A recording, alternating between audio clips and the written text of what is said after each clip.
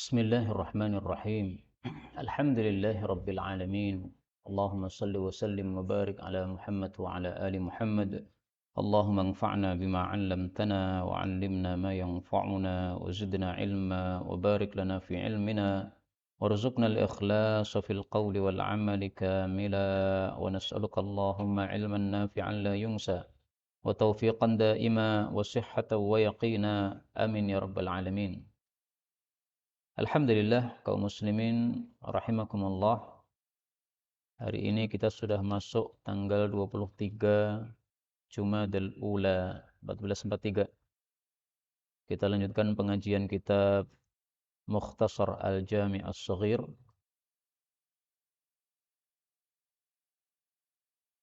Dan kita masih membahas huruf alif. Kita sudah sampai pada hadis 471. Faqala al-muallif hafizahullahu ta'ala wa nafa'ana bihi wa bi'ulumihi fid dharain amin. Qala Rasulullah sallallahu alaihi wasallam, "Idza apabila ra'aita engkau melihat al-madhya, madhi, faghsil maka cucilah zakaraka, zakarmu, wa tawadda dan berwudulah wudu'aka seperti wudumu, lis salati untuk salat. Wa idza dan apabila nadahta engkau memancarkan al-ma'a air, maksudnya air mani, faghtasil maka mandilah."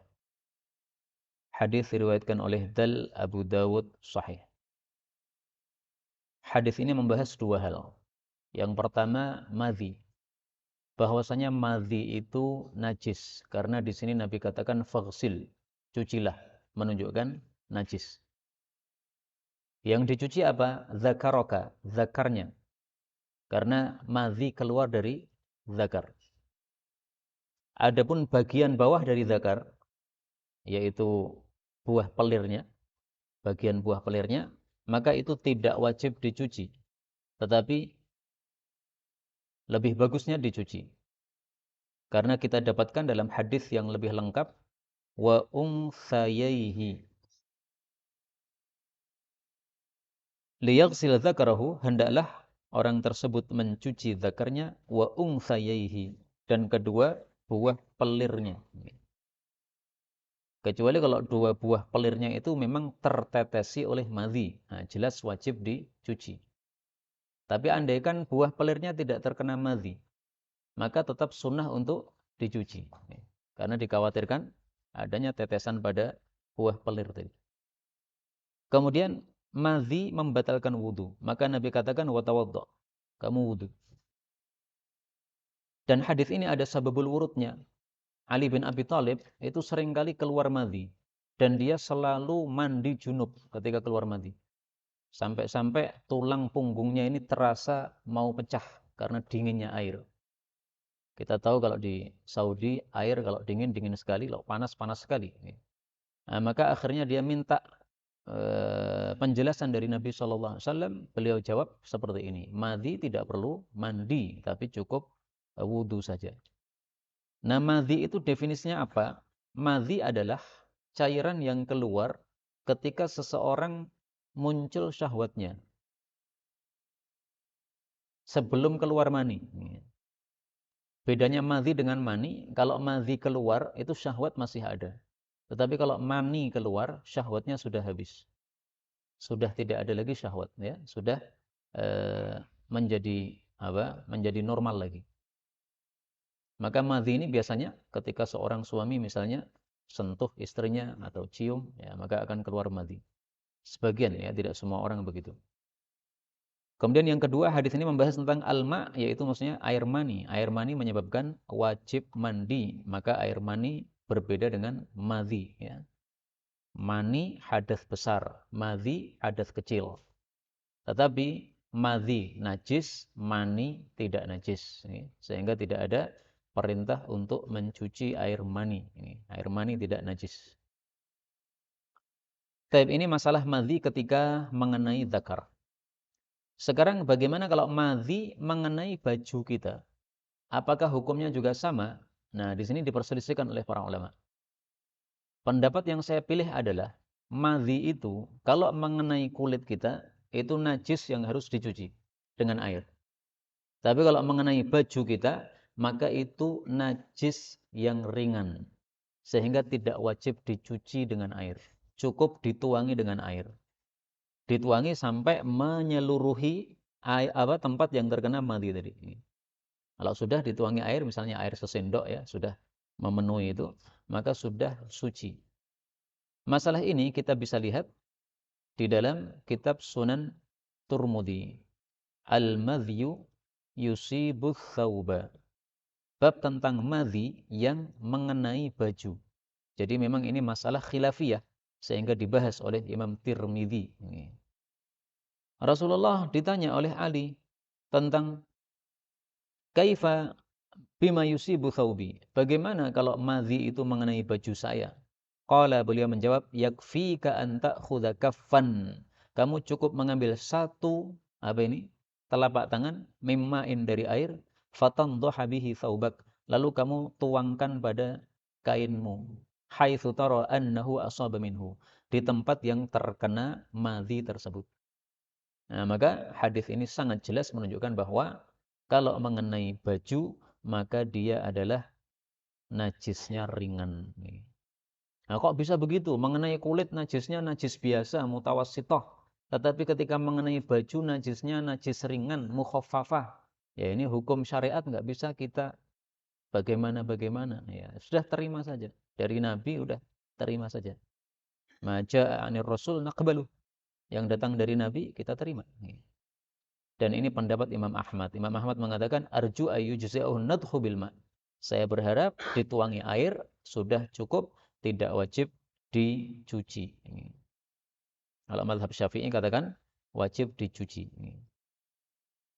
Baik, kita lanjutkan. 472. Idza apabila ra'aita engkau melihat annasa para manusia qad marajat telah rusak uhuduhum perjanjian-perjanjian mereka, wa khaffat dan telah menjadi ringan amanatuhum amanah-amanah mereka. Artinya banyak orang tidak amanah. Wa kanu dan adalah mereka itu hakadha seperti ini.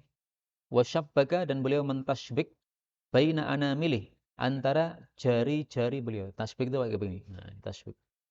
Jadi maksudnya manusia sudah ruwet kayak begini sehingga enggak jelas mana yang baik, mana yang buruk. Mana orang baik, mana orang buruk, enggak jelas. Saking banyaknya orang-orang yang buruk. Falzam baitak, maka lazimilah rumahmu. Wa amlik dan kuasailah alaika atasmu lisanaka lidahmu. Jadi dijaga mulutnya. Wa khudh ma ta'rif, lakukan apa yang kamu ketahui. Wa da' ma tungkir, tinggalkan apa yang kamu ingkari. Artinya apa yang kamu ketahui baik, lakukan. Apa yang kamu ingkari, yaitu dari keburukan-keburukan, maka tinggalkan. Wa alaika dan urusilah bi khassati amri nafsik. Kekhususan urusan dirimu sendiri. Jadi urusilah dirimu sendiri. Wada' dan tinggalkanlah angka darimu amral ammah. Urusan orang umum. Urusan orang lain. Hadis riwayat Hakim sahih. Hadis ini menggambarkan kondisi akhir zaman. Di mana amanah sudah hilang. Orang-orang agamanya sudah lenyap. Untuk mencari orang baik susah. Banyaknya orang-orang buruk. Nah, maka paling bagus kita tidak ikhtilat, tidak bercampur, tidak bergaul dengan manusia. Paling baik melakukan uzlah. Itulah yang dimaksud ilzam baitak, lazimi rumahmu. Yaitu uzlah berada di rumah. Kenapa? Nanti kalau kita keluar rumah, kita akan bergabung dengan orang-orang yang buruk, kita akan terpengaruh keburukan mereka. Ini mirip dengan sabda Nabi sallallahu alaihi wasallam. Beliau mengatakan, "Wal yas'ka baituka." Kuasailah lidahmu dan hendaklah rumahmu menampung kamu, maksudnya kamu selalu berada di rumah. Wabki ala khati'atik, dan tangisilah dosamu sendiri. Hadis riwayat Tirmidzi. Ini jawaban dari Nabi terhadap pertanyaan, "Ya Rasulullah, apa itu keselamatan?" Nah, Nabi katakan kalau pengen selamat, lidah dijaga. Kemudian sering di rumah, tidak banyak keluar, kemudian menangisi dosanya sendiri-sendiri. Nah, ini tentu saja di akhir zaman ya. Kalau kita masih bisa beramal baik bersama orang-orang, nah, maka jangan uzlah. Kita masih bisa bergabung seperti di sini ini pengajian. Nah, ini jangan uzlah. Maka uzlah itu ada tempatnya, ada waktunya, sebagaimana bergaul dengan manusia juga ada waktunya. Intinya gini, kalau ada kebaikan, kita gabung dengan manusia. Kalau ada keburukan, kita menyingkir, kita uzlah. Intinya itu. Kita lanjutkan 473. Idza apabila ra'aitum kalian melihat ayatan satu tanda kekuasaan Allah. Fasjudu maka sujudlah. Maksudnya salatlah. Hadis riwayat Abu Dawud dan hadis ini dihasankan oleh Syekh Albani. Maka hadis ini merupakan dalil bolehnya melakukan salat sunnah ketika ada suatu tanda kekuasaan Allah. Tidak harus berupa apa? Gerhana. Gerhana memang ada contohnya khusus dari Nabi. Salat kusuf, salat gerhana. Tapi kalau ada tanda kekuasaan Allah yang lain, bolehkah salat? Boleh. Misalnya ada gempa, salat gimana? Boleh. Ada tsunami, salat gimana? Boleh. Berdasarkan ayat ini. Karena itu semuanya adalah ayat, tanda kekuasaan Allah Subhanahu wa taala. Dan itu juga dilakukan oleh sahabat Nabi sallallahu alaihi wasallam, Ibnu Abbas. Mari kita lihat dalam Bulughul Maram. Tulis zalzalatin, gempa. Wa anhu dan dari Ibnu Abbas annahu shalla fi zalzalatin bahwasanya dia salat dalam satu gempa sita raka'atin wa arba'a sajadatin. 6 kali ruku', 4 kali sujud. 4 sujud berarti berapa? 2 rakaat. Wa qala hakadha salatul ayat. Dia mengatakan inilah salat ketika ada tanda-tanda kekuasaan Allah Subhanahu wa taala. Hadis riwayat Baihaqi. Jadi di sini Ibnu Abbas salatnya 2 rakaat. Maka isinya 4 sujud. Tapi rukuknya sita rakaat, 6 rukuk. Berarti setiap rakaatnya berapa itu? 3 rukuk. Tapi ini tidak wajib. Karena ini hanya tambahan. Seandainya kita sholat 2 rakaat biasa, nggak ada masalah. Dan ada hadis yang umum mencakup hal ini. Yaitu, Kana Rasulullah sallallahu alaihi wasallam idza hazabahu amrun, Nabi kalau terkalahkan oleh suatu perkara yang besar, beliau salat. Hadis riwayat Abu Dawud. Melihat tsunami, menyusahkan hati kita, apalagi kita yang mengalami, maka salat. Ada gunung meletus dan kita berada di sekitar situ, terkena imbasnya, boleh kita salat. Salat apa itu? Ya, salat ketika ada tanda kekuasaan Allah Subhanahu wa taala. Dan ini termasuk sunnah yang apa? Jarang dilakukan orang. 474. Idza apabila ra'aitum kalian melihat al-janazah jenazah faqumu laha, maka berdirilah untuk jenazah tadi. Hatta sehingga tukhlifakum, dia meninggalkan kalian atau membelakangi kalian. Au tudha' atau dia sudah ditaruh dulu sebelum melewati kalian, ya. Hadis riwayat Qaf ini muttafaqun alaih. Dan ini hadisnya sudah lewat. Dan kemarin sudah kita bahas perintah berdiri ketika ada jenazah, itu diperselisihkan oleh para ulama. Ada yang mengatakan perintah itu sudah mansukh dan itu yang dipakai mazhab Syafi'i. Ada yang mengatakan perintah itu masih berlaku tetapi tidak wajib lagi. Dulu wajib kemudian menjadi tidak wajib. Jadi yang dihapus hanya kewajibannya bukan perintahnya. Maka kalau ada jenazah lewat kita lagi duduk-duduk di luar masjid. Nah, ini bagusnya berdiri. Kalau nekat duduk gimana? Ya tidak dosa, tapi bagusnya berdiri. 475. Idza apabila ra'aitum kalian melihat ar-rajul seseorang yata'azza, dia itu mentakziai bi'azail jahiliyah, dengan takziah jahiliyah. Fa'a'idduhu, maka suruhlah dia menggigit bihani abihi, zakarnya bapaknya, kemaluan bapaknya.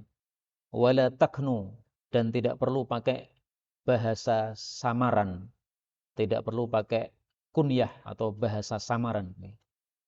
Jadi maksudnya kalau ada orang membangga-banggakan nenek moyangnya ketika ada orang yang mati, itulah takziah model jahiliyah. Nah, maka hendaklah kita katakan kepada dia, silahkan kamu gigit itu zakarnya bapakmu atau nenek moyangmu itu. Nabi suruh kita ngomong yang jelas, zakar. Zakar itu kemaluan. Nah, kalau orang Indonesia yang ngomong kemaluan. Wala taknu, tidak usah pakai bahasa kinayah, bahasa yang halus. Misalnya kalau orang Arab menyebut kemaluan dengan bahasa yang halus, misalnya pakai kata-kata anu, jangan pakai kata-kata yang halus begitu, langsung aja jelas. Nah, maka para ulama ketika menafsirkan hadis ini mengatakan, qulu, ucapkanlah kepada orang itu, udda ayra abika, gigitlah zakarnya bapakmu. Bapakmu yang kamu bangga-banggakan itu, kamu gigit zakarnya. Apakah dia berguna ketika kamu melakukan hal tersebut?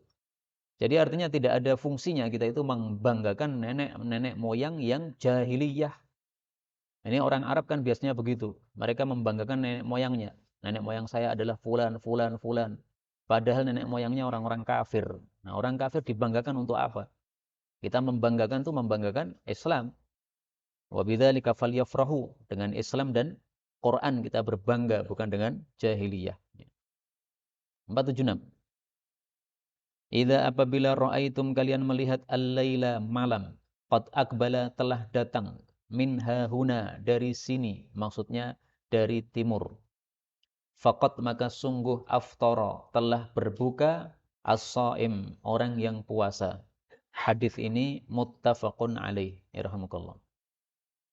Hadis ini menunjukkan bahwa waktu berbuka puasa itu kalau matahari sudah tenggelam. Kalau matahari sudah tenggelam, ini anggaplah barat nih, maka pasti timur ini sudah mulai gelap. Meskipun bagian tengah sini belum gelap, apalagi yang bagian barat sini belum gelap karena mataharinya baru saja tenggelam. Nah, maka hadis ini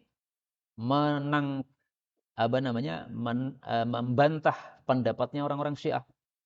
Orang Syiah berpendapat waktu buka puasa itu menunggu kalau sudah gelap gulita semuanya. Nah, Nabi tidak menyuruh begitu. Nabi cuma mengatakan kalau kalian melihat malam, yaitu gelap, sudah datang dari sono, dari arah timur. Gelapnya timur saja sudah cukup. Yang bagian tengah atau bagian barat belum gelap, nggak ada masalah. Yang penting matahari sudah tenggelam. Jadi intinya sudah tenggelam itu waktu buka puasa. Dalam hadis yang lebih jelas, Nabi mengatakan, idza aqbalal lailu min hahuna, kalau malam datang dari timur, wa adbaron naharu min hahuna, siang pergi dari barat, wa gharabatis syamsu, matahari sudah tenggelam, faqad aftaras shaim, sudah waktunya orang buka puasa. Nah, maka kalau ada orang tidak mau buka puasa kecuali menunggu sudah gelap gulita dulu, ba'da maghrib baru mau buka puasa, itu berarti dia sudah menyerupakan diri dengan orang-orang Syiah. Nah, maka jangan pakai pendapat itu, pendapat sesat kayak begitu. Karena tidak sesuai dengan sabda Rasulullah sallallahu alaihi wasallam. 477.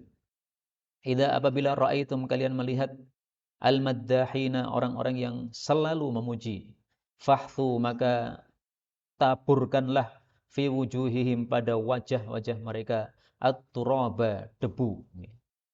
Hadis ini menunjukkan larangan memuji orang, larangan memuji-muji orang di hadapan seseorang yang dia puji. Kalau nekat maka kita disuruh mengambil debu, kita taburkan pada wajahnya. Orang datang kepada kita memuji-muji kita, nah, ambil apa? Debu ditaburkan. Berani enggak ini, Pak? Ini perawi hadis ini namanya Miqdad. Miqdad ini pernah suatu hari melihat seseorang memuji-muji, kalau enggak salah, Utsman, di hadapannya Utsman. Nah, maka Miqdad langsung ambil pasir kemudian dituangkan ke wajahnya. Orangnya kaget, ada apa ini? Nah, maka dia sampaikan, saya dengar Nabi mengatakan, kalau kalian melihat maddahin, disuruh menaburkan debu. Nah, ini saya lakukan, sabda Nabi SAW. Tapi Miqdad ini memang ahli jihad, badannya kekar, besar, menakutkan.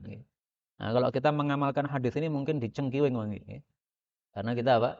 Tidak menakutkan. Ya. Tapi kalau mau mengamalkan silahkan. Ini perintah Nabi Sallallahu Alaihi Wasallam. Ya. Tapi kalau saya boleh memberi usul ya, dinasihati dulu. Kalau dia masih nekat baru ditaburi debu ini tadi. Dalam hadis yang lain Rasulullah melarang kita memuji orang di hadapan dia. Kenapa? Karena sama dengan kita memotong lehernya. Qata'ta unuqa sahibika.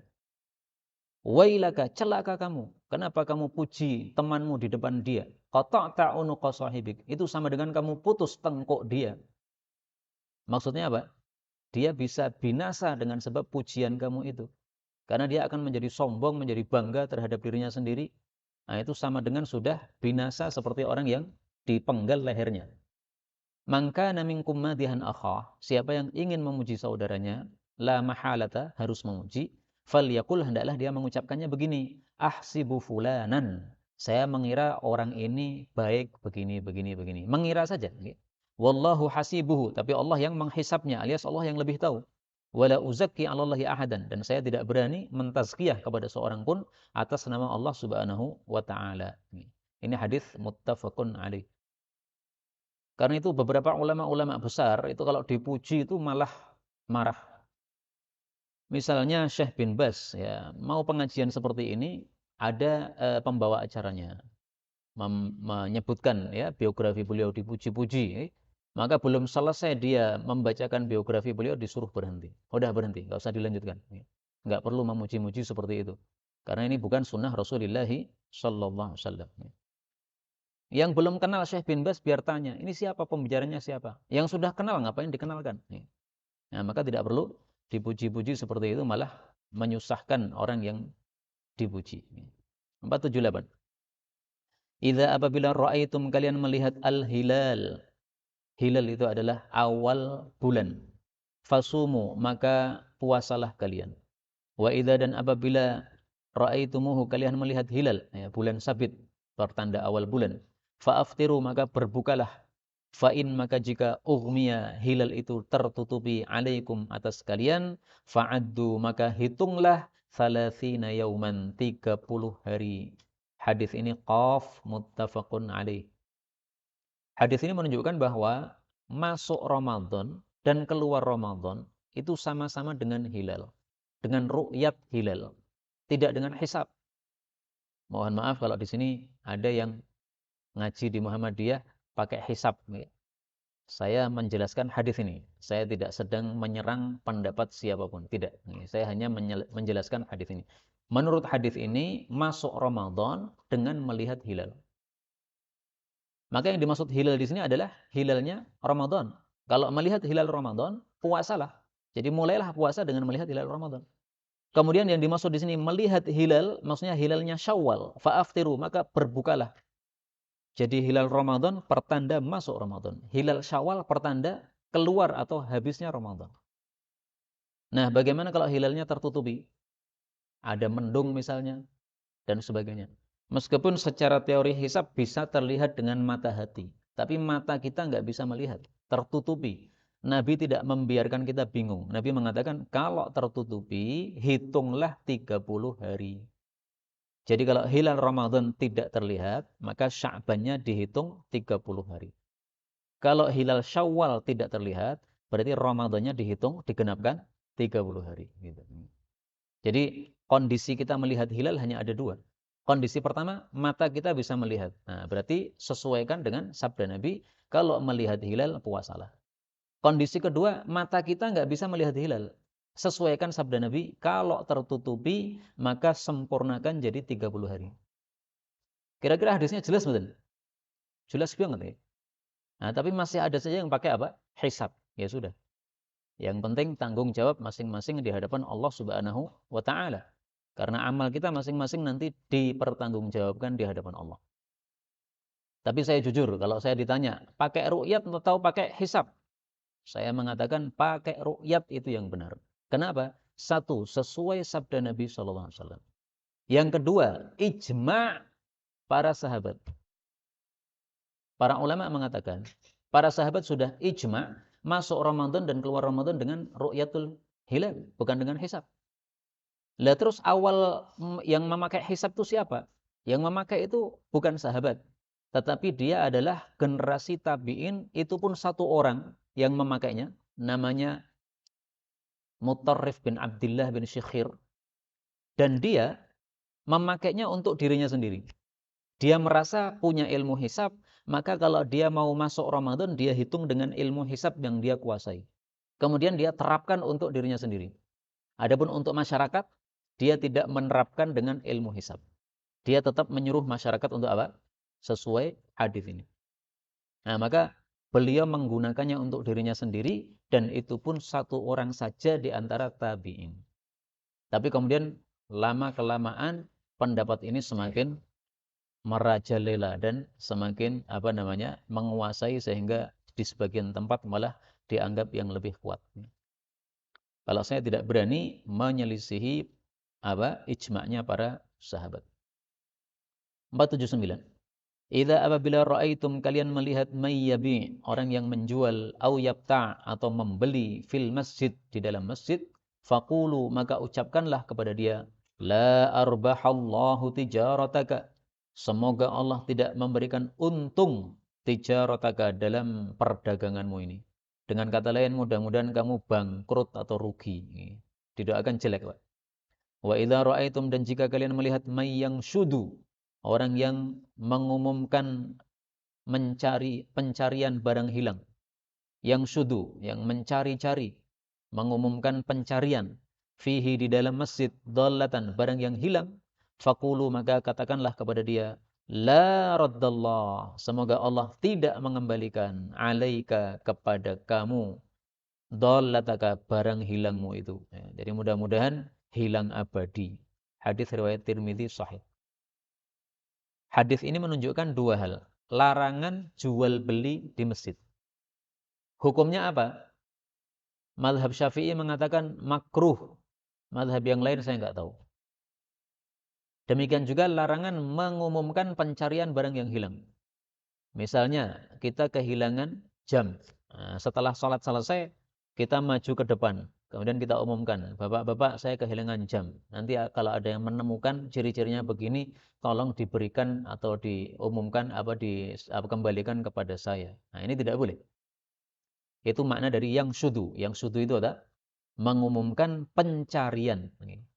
Jadi orang yang kehilangan mengumumkan kepada orang-orang yang mungkin menemukan. Itu namanya yang syudu.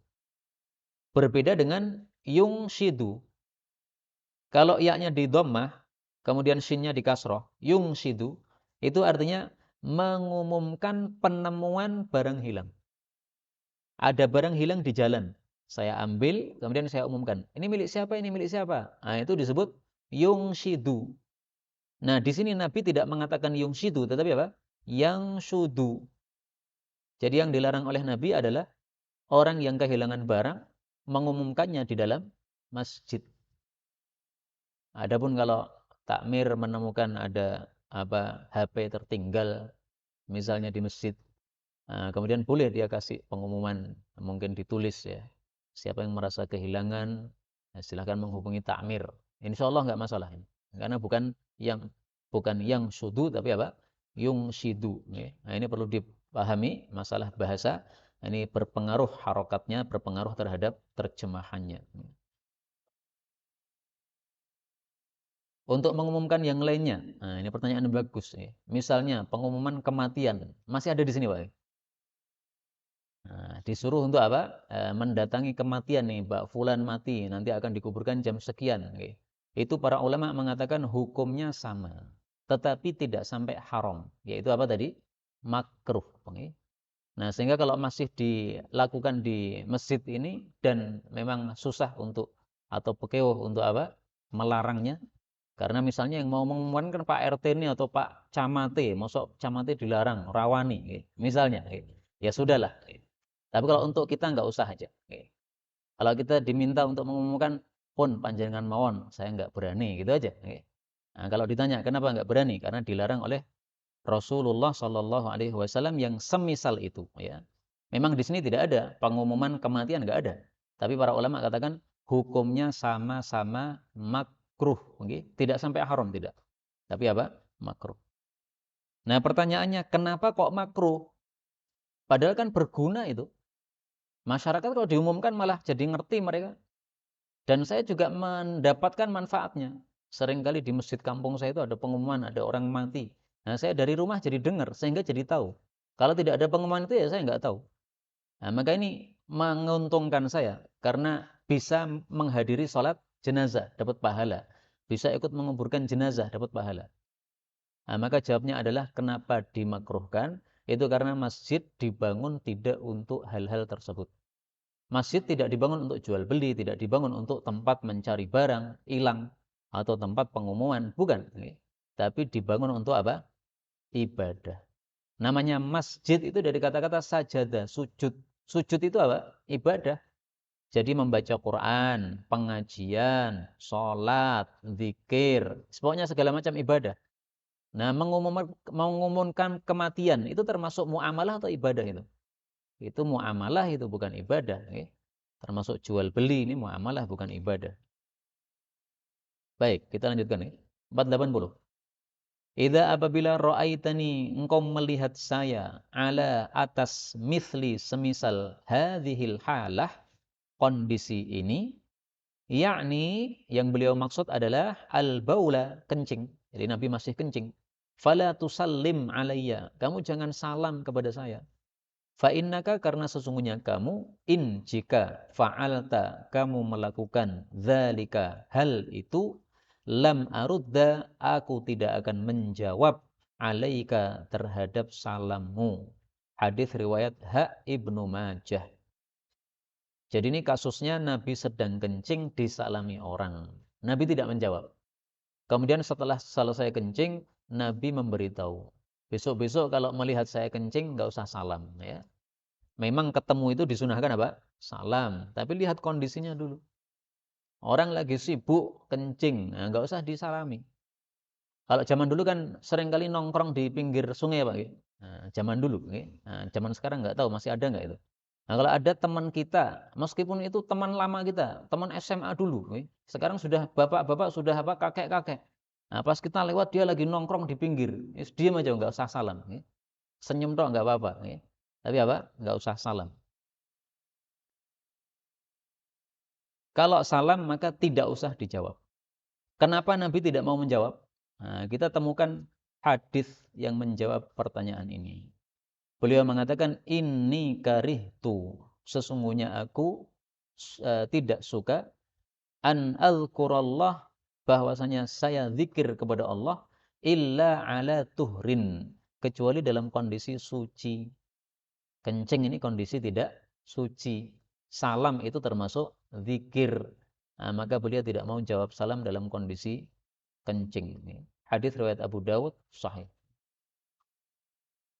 Kalau ada orang berada di kamar mandi, kita pengen segera masuk ke situ, antri, nah, maka tidak usah salam. Assalamualaikum, siapa ini? Cepat-cepat. Nih, jangan begitu, nggak usah begitu. Langsung aja diketok ya.